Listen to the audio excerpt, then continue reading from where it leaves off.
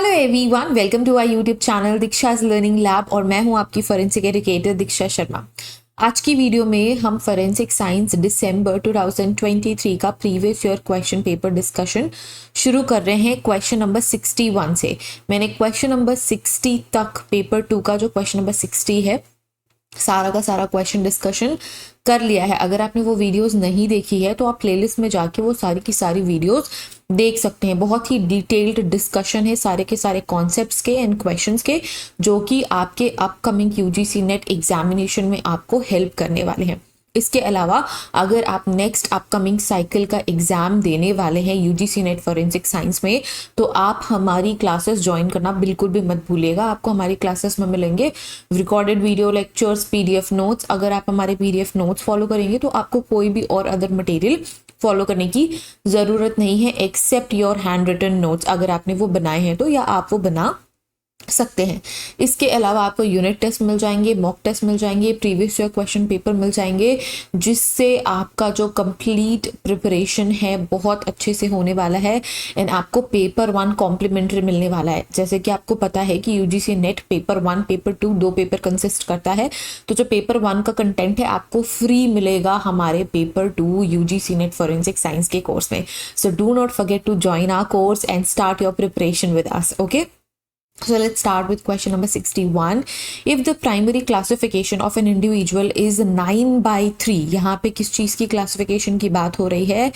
यहाँ पे fingerprint classification की बात हो रही है। अगर किसी इंडिविजुअल का जो प्राइमरी क्लासिफिकेशन है वो 9/3 है, which of the following finger impression are whorl pattern. So जो वर्ल पैटर्न है वो कौन सा फिंगर कंटेन करेगा ये आपको बताना है, ठीक है।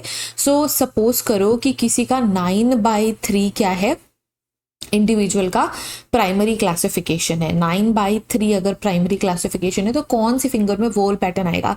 अब आपको ये पता है कि हमें ये मालूम है कि स्पेसिफिकली जो फिंगरप्रिंट्स उनको हम क्लासिफाई करते हैं लूप में, आर्चेस में और वर्ल्स में, ठीक है। इसके अलावा कॉम्प्लेक्स डिफरेंट कॉम्प्लेक्स स्ट्रक्चर्स भी होते हैं फिंगरप्रिंट में, बट बेसिकली हम ये 3 इंपॉर्टेंट क्लासिफिकेशन पढ़ते हैं जो कि हमें बताया था फ्रांसिस गाल्टन ने, ठीक है।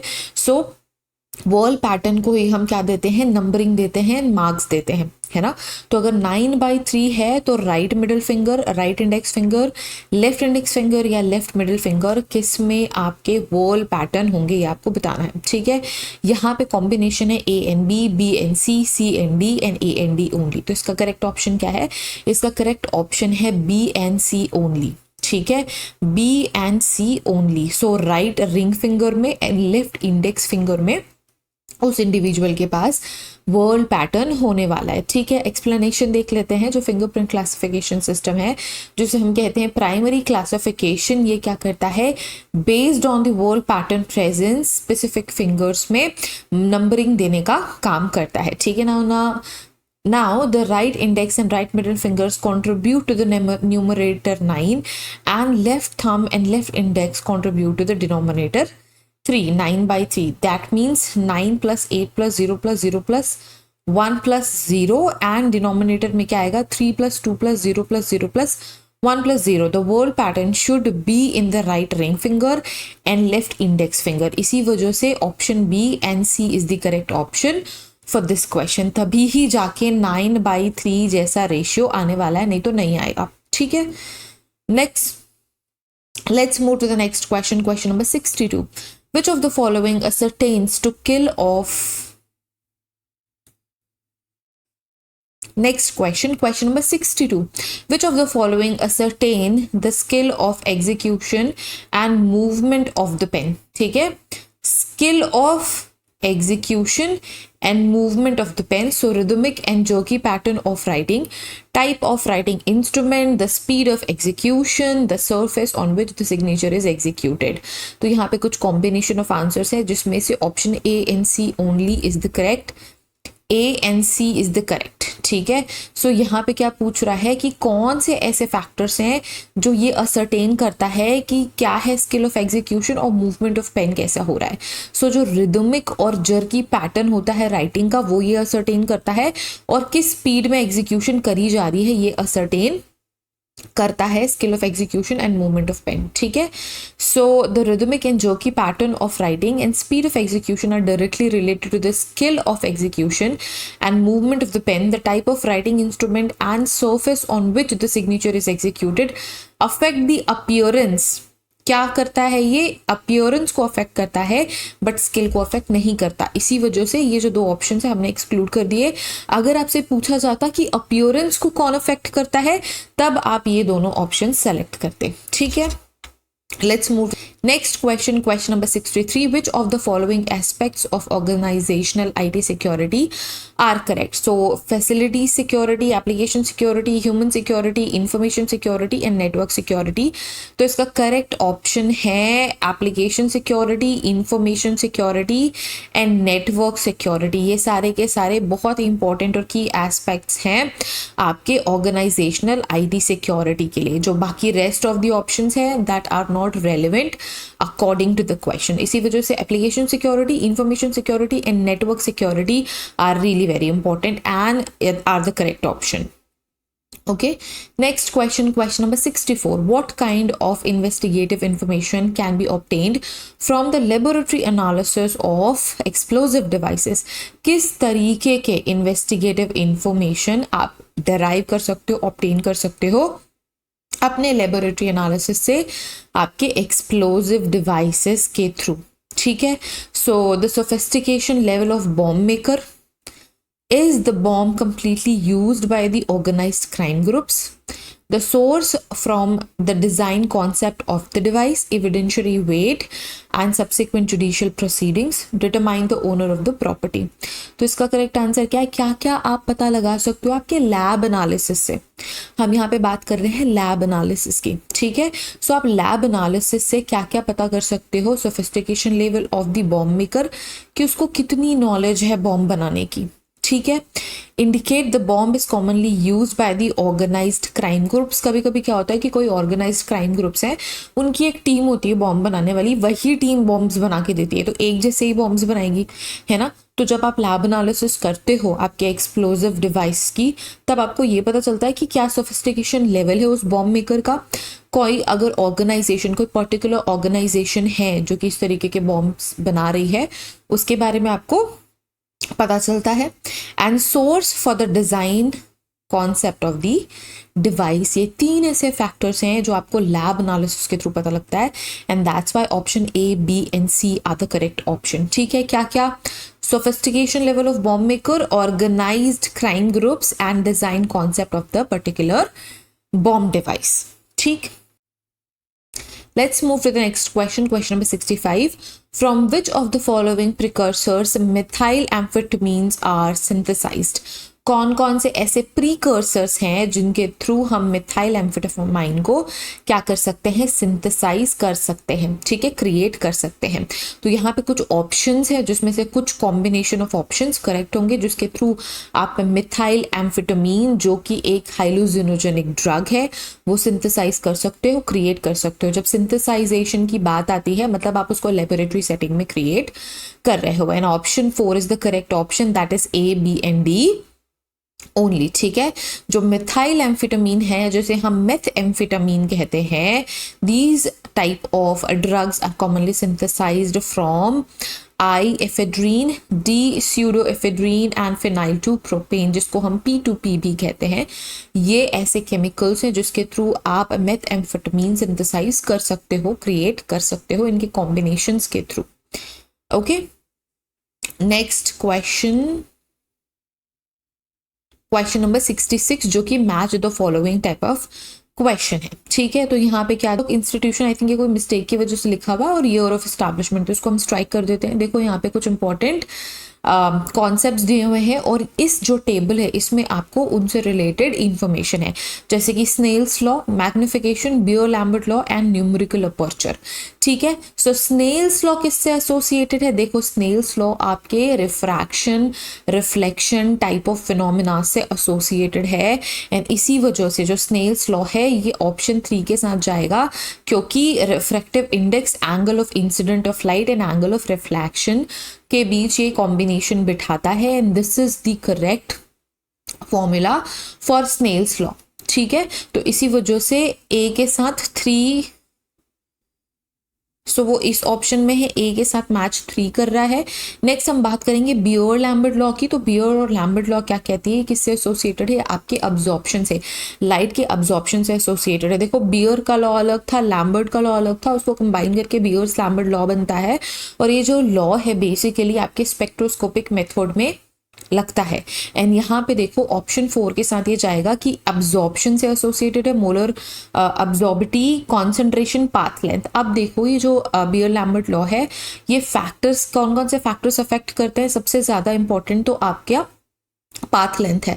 सो जितना ज़्यादा पाथ लेंथ होगा उतनी ही ज़्यादा लाइट अब्जॉर्ब होगी। कॉन्सेंट्रेशन भी है, सो कॉन्सेंट्रेशन जितना ज़्यादा होगा अब्जॉर्प्शन उतना ज़्यादा होगा। Molar absorptivity and absorption of light, basically ये सारे के सारे फैक्टर्स हैं जो कि बियर लैम्बर्ट लॉ में एसोसिएटेड है। इसी वजह से सी के साथ 4th ऑप्शन जाएगा। सो अगर इसमें सी के साथ 4th है तो पॉसिबिलिटी ज़्यादा हो जाती है कि option 4 is the correct. Next we have B1 and D2। B1, magnification is image distance and object distance, yes. And numerical aperture, so D numerical aperture. जो न्यूमरिकल अपर्चर होता है वो आपके माइक्रोस्कोप के रेजोल्यूशन पावर को affect करता है, तो that's why option 4 is the correct option. ठीक है, नेक्स्ट क्वेश्चन, अभी सीरीज में मैच द फॉलोइंग वाले ही क्वेश्चंस चलेंगे। सो नेक्स्ट क्या है, यहाँ पे आपको वेरिएशंस दी हुई है, यहाँ पे इंटरप्रिटेशन एंड कॉन्सिक्वेंसेस। देखो एक दो टर्मिनोलॉजी इसमें बहुत ज़्यादा नहीं है, जैसे कि स्टार एक्टिविटी, जैसे कि partial digestion by restriction enzymes, 3 band pattern and incomplete stripping of a probe. देखो ये जो स्टार एक्टिविटी है बेसिकली ये आपके रिस्ट्रिक्शन एंडोन्यूक्लियस के पर्टिकुलर प्लेसेस के कटिंग से रिलेटेड है। मैं ये डिटेल में डिफरेंट वीडियो में इसके ऊपर मैं पर्टिकुलर एक वीडियो बना दूंगी, पूरी की पूरी डिफरेंट वीडियो, जिसमें स्टार एक्टिविटी क्या होती है ये मैं एक्सप्लेन कर दूंगी। जो स्टार एक्टिविटी, अभी ये समझो कि ये जो स्टार एक्टिविटी है आपके रिस्ट्रिक्शन एंजाइम रिस्ट्रिक्शन एंडोन्यूक्लियस से एसोसिएटेड है, और इसमें से जो ऑप्शन है, हाँ, वो ऑप्शन 2 होता है। ठीक है, star activity is associated with option 2, relaxation of the specificity of restriction enzyme to define its cut size. ठीक है, हमें पता है रिस्ट्रिक्शन एंजाइम्स पर्टिकुलर प्लेसेस पे डीएनए को कट करने के लिए यूज होता है, इसी वजह से जो star activity it is a type of relaxation of the specificity of a resolution enzyme to its defined cut in the DNA. ठीक है, जो पार्शियल डाइजेशन होता है रिस्ट्रिक्शन एंजाइम का, ये एसोसिएटेड है आपके ऑप्शन 4 से। ठीक है, क्योंकि ये आपके इनकम्प्लीट डाइजेशन को एक्सप्रेस करता है। अब देखो यहाँ पे जो स्टेटमेंट है वो बहुत घुमा के लिखा हुआ है, where some DNA strands are longer than would be expecting after a complete digestion. ये बोल रहा है कंप्लीट डाइजेशन तो हो गया है, लेकिन कुछ डीएनए स्ट्रैंड्स क्या है, जितना हमने एक्सपेक्ट करा था उससे क्या है, बड़े हैं। तो यहाँ पे कहीं ना कहीं इनकम्प्लीट डाइजेशन का एसोसिएशन है, इसी वजह से option B is associated with option 4 in the list. ठीक है, so partial digestion by restriction enzyme 4। अब यहाँ पे A2 एंड B4 जहाँ पे होगा, A2 and B4, option 1 is the correct option for this question. ठीक है, जो 3 बैंड पैटर्न है ये आपके VNTR सीक्वेंस के म्यूटेशन और नोवल रिस्ट्रिक्शन एंजाइम साइट से एसोसिएटेड है। Incomplete stripping of the probe is related with option 3 when the subsequent probing is developed, faint bands are detected that are the same position as these from previous probes. ठीक है, let's move to the next question, question number 68। यहाँ पे आपको मिले हुए हैं plant poisons and plant poison के common names. ठीक है, ये सारे के सारे कॉमन लोकल नेम्स है जो कि डिफरेंट डिफरेंट लोकेलिटी या डिफरेंट कम्युनिटीज में डिफरेंट हो सकते हैं, बट ये थोड़े फेमस हो चुके हैं। ठीक है, जैसे कि मॉन्क्स हुड, मॉन्क्स हुड किससे एसोसिएटेड है, आपके एकोनाइट से। फॉक्स ग्लोव तो डिजिटालिस से है। ठीक है, येलो ओरिएंडर, येलो जो oleander I think it is nerium. ठीक है, so 1 is C is with 1। ठीक है, D इज विथ 3। ठीक है, B is with 4 and A is with 2। अच्छा ठीक है, नेरियम वाइट ओलिएंडर है और ये येलो ओलिएंडर है। Fine, so option A is the correct option for this question. ठीक है, let's move to the next question. Question number 69। यहाँ पे नंबर ऑफ बोर्स आपको दिए हुए हैं और डायमीटर बोर इन इंचेस। ठीक है, सो इसका करेक्ट ऑप्शन क्या है? देखो, जो 8 नंबर ऑफ बोर है वो 0.835 से रिलेटेड है। सो ए विथ 4 एक ही ऑप्शन आपका आता है, ऑप्शन 2। इसी वजह से हम बाकी और मैच नहीं करेंगे। देखो, ये जो आपकी चीज़ें हैं ना, ये आपको याद कर लेनी है। नंबर ऑफ बोर 6, 12, 16, 32 के जो बोर के इंचेस हैं, इंचेस, बोर और कैलिबर, इनकी जो कुछ इन्फॉर्मेशन है आपको थोड़ी सी याद करनी पड़ेगी। एंड मैं कोशिश करूंगी कि एक सेपरेट वीडियो में कैलकुलेशंस बता दूं, बट कैलकुलेशंस आर बिट लेंदी और टाइम टेकिंग है। एंड ऐसे टाइम पे आप कैलकुलेशंस करते नहीं बैठ सकते। जो फेमस बोर नंबर है, जैसे 8 बोर, 12 बोर, 16, 32, ऐसे ही डिफरेंट कैलिबर्स हैं, तो उनको भी जो सबसे ज़्यादा कॉमनली यूज्ड फायर आर्म्स होते हैं, उनकी चीज़ें आप याद कर लो तो इट वुड बी बेटर। ठीक है, next question, question number 70। Question number 70 आपसे पूछ रहा है, ब्लैक एंड वाइट फिल्म के ग्रुप्स हैं यहाँ पे और ISO नंबर है। ठीक है, ये जो ISO नंबर है बेसिकली रेजोल्यूशन और आपकी स्पीड को क्या करते हैं? डिफाइन करते हैं। तो यहाँ पे देखो, slow film, medium film, fast film and super fast film, यहाँ पे इनके कुछ ISO नंबर्स है। तो आपको करेक्ट ISO नंबर्स पे इनको क्या करना है? मैच करना है। ऑप्शन है इसका ऑप्शन नंबर 3, ए के साथ 1,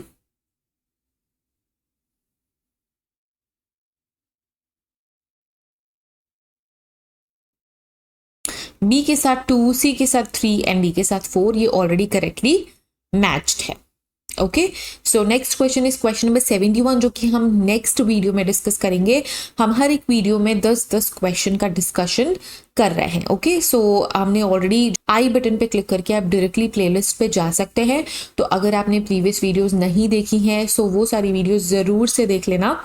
एंड ये सारा का सारा जो पेपर डिस्कशन वीडियो है वो एक ही प्लेलिस्ट में आपको अवेलेबल हो जाएगा। तो आपको स्ट्रेस लेने की ज़रूरत नहीं है कि हम वीडियोस कहाँ से खोजेंगे। ओके, सो मैं ये वीडियो उस प्लेलिस्ट में अटैच कर दूंगी एंड बाकी सारी वीडियोस के साथ आपको ये वीडियो भी वहाँ पे मिल जाएगी। In upcoming video we are going to discuss from question number 71। कितने क्वेश्चंस रहेंगे? 70 से 80, 80 से 90 एंड 90 से 100। 3 वीडियोस में हम ये पूरा का पूरा पेपर डिस्कस कर लेंगे। So thank you so much everyone for watching this video. I hope this video helps.